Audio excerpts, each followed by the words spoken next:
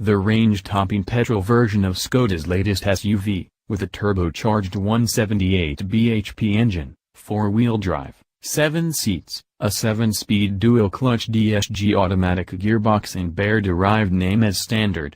It arrives at an interesting time, one of growing concern surrounding diesel particulates, and one of SUV sales in the UK growing by 20% each year on average.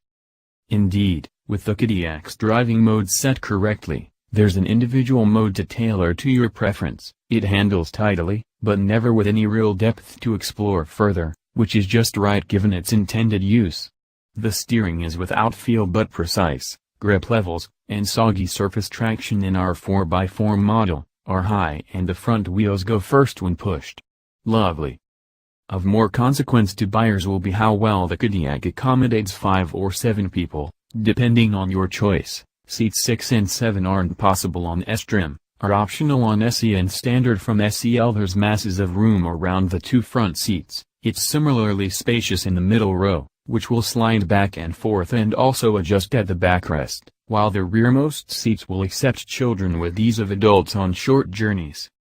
In terms of space, that leaves the KodiAQ on a par with the Land Rover Discovery Sport across all rows, but behind the larger but similarly priced Kia Sorento.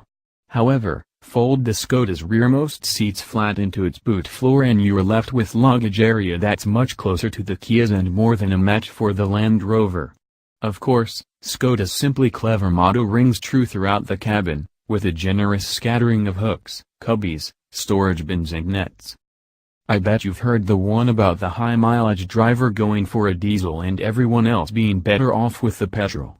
Well, that remains the case, except that in the case of the KodiAQ, there's a cleaner, more frugal 1.4 TSI petrol unit with clever cylinder deactivation technology on offer for less money.